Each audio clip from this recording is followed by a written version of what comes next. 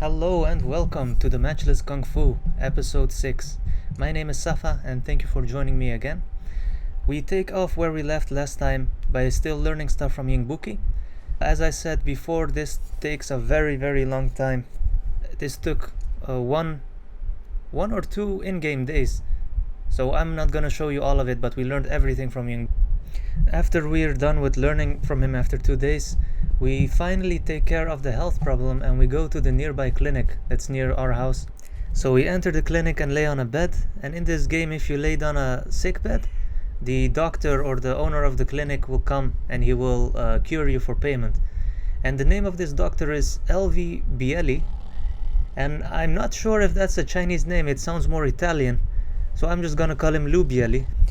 After he cured us, we also have a conversation with him, we introduce ourselves, and we take a quest from him in which he doesn't have enough medicine. And because of this, he doesn't visit the nearby villages around, something like that. So he asks us to gather some medicine or something like that. We offer him to gather it. I also decided to try out the hire option that's in the game. So I decided to hire this doctor to become our bodyguard.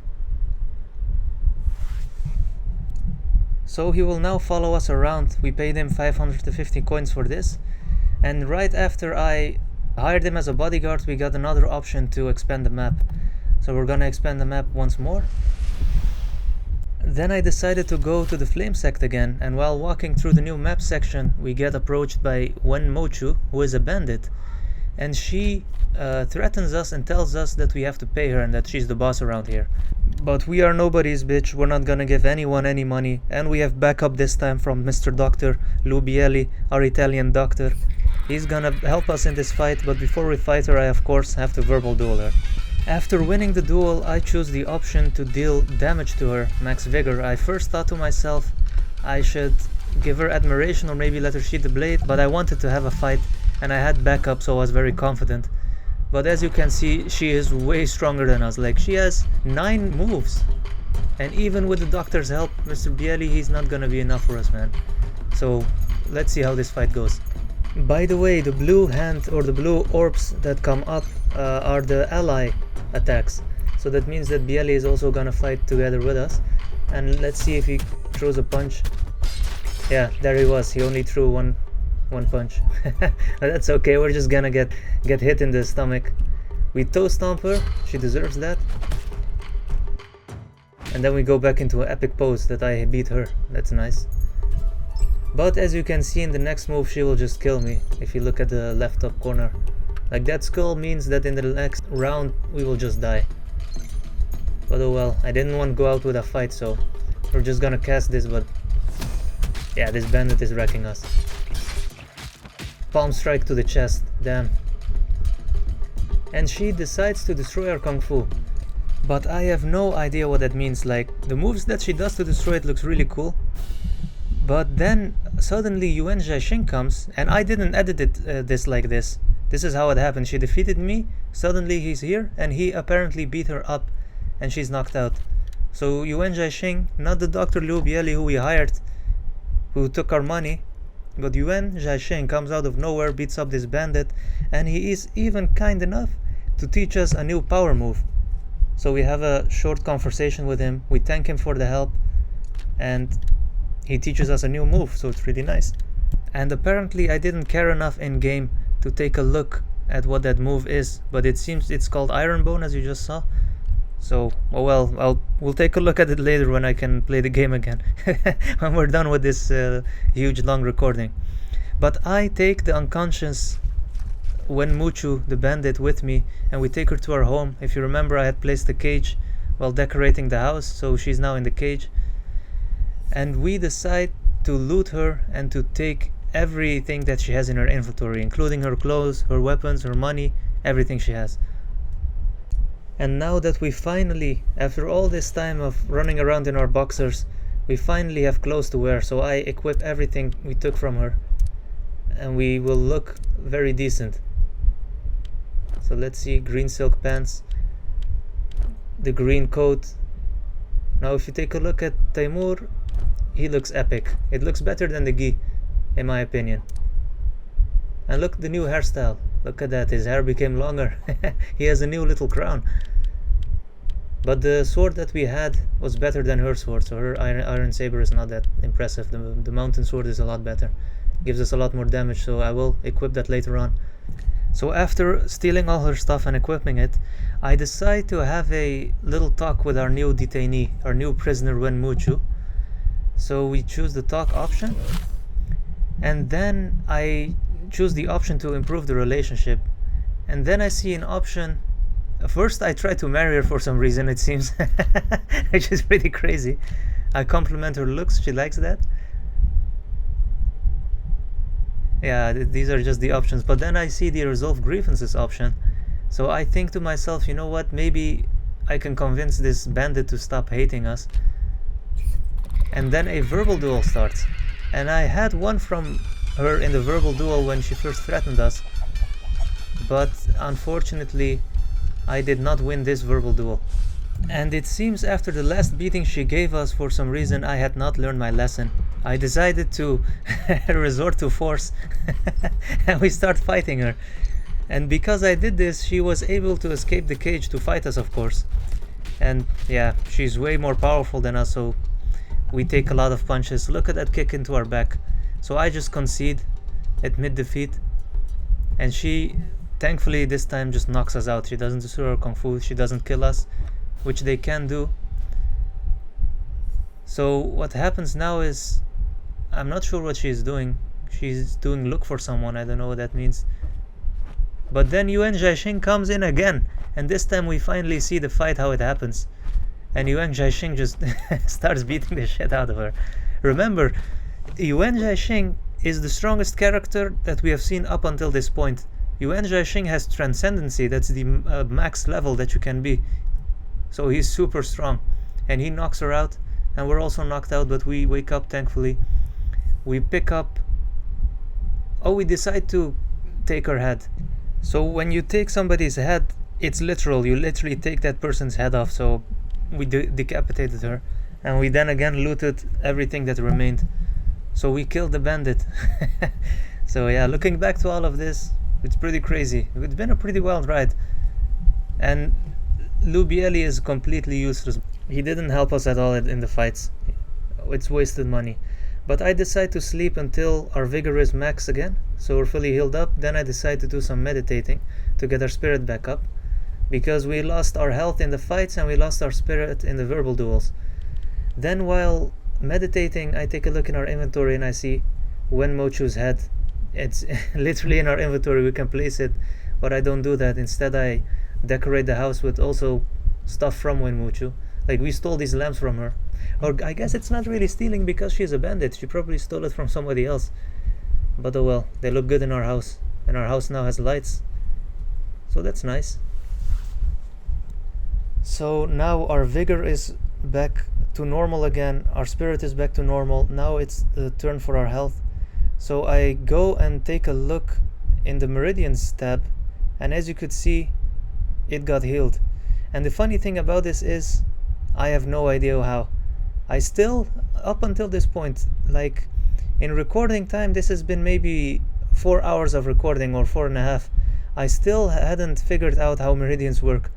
So I will explain them to you in the section where I finally figured it out. As you can see, what I'm doing right now is not completely logical. After that, we go back to our favorite boy, our favorite monkey, Young Meng. Well, he's our only monkey, but still.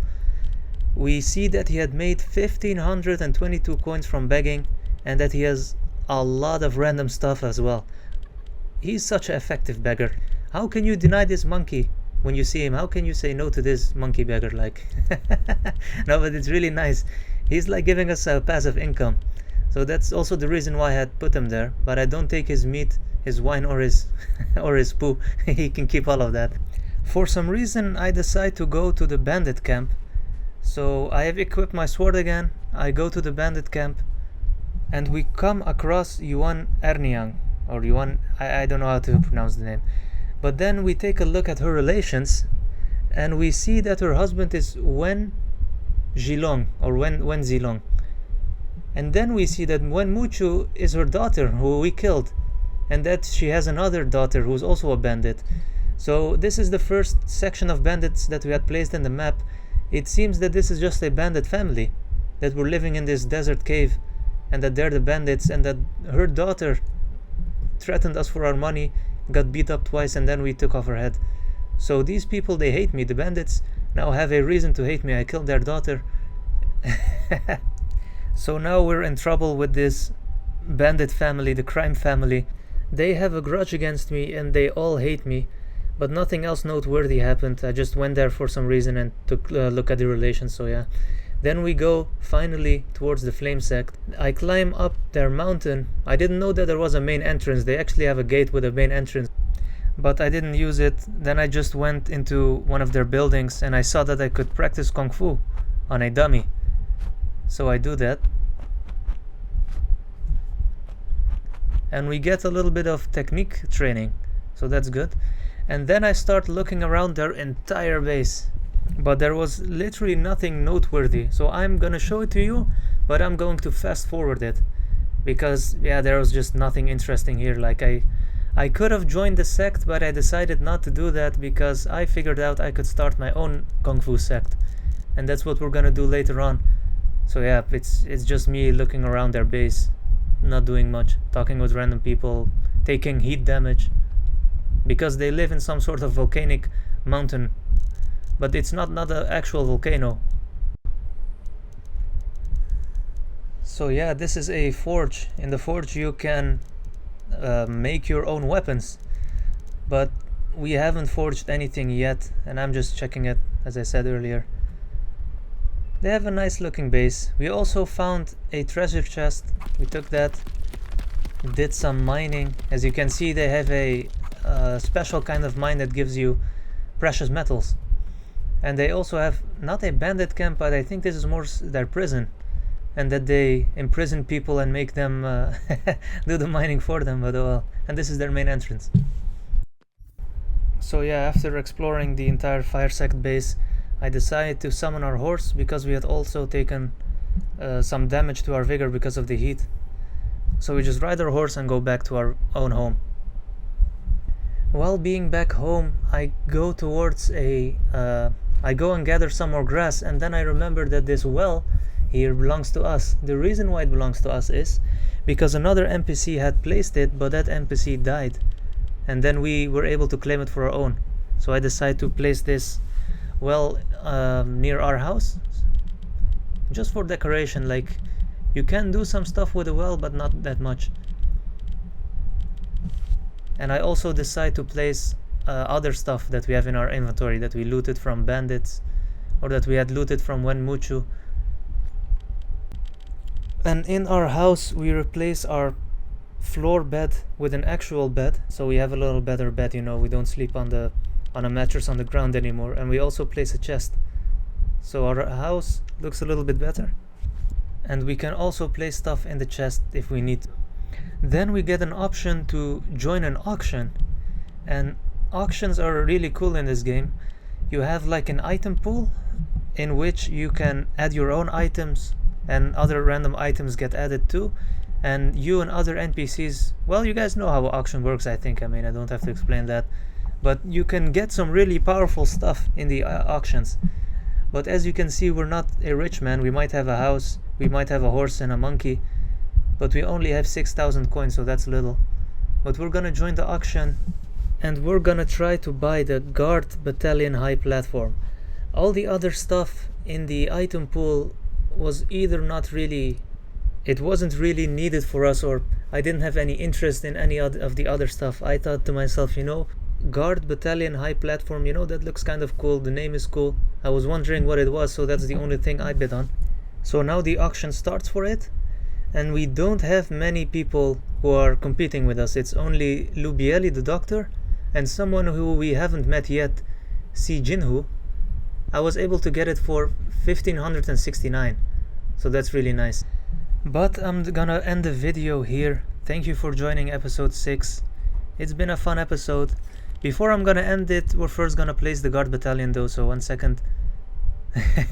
Take a look at the cool Guard Battalion. I placed it here, but one thing about it is really sad. Once it's placed, you cannot pick it up again. I'm not sure if that is a bug or intended game design. but oh well. But yeah, we're gonna end the video here, the episode here. Thank you for joining me. Please like the video, share it, please subscribe to the channel, please leave behind a comment, tell me what you think, tell me what you like, and I hope to see you again. This has also been the last episode of the first 5 hours that I played back to back, so we're finally done with that, but I still have some more recordings, so we're gonna go through that, but we'll see how it goes. So thank you for joining me, and goodbye.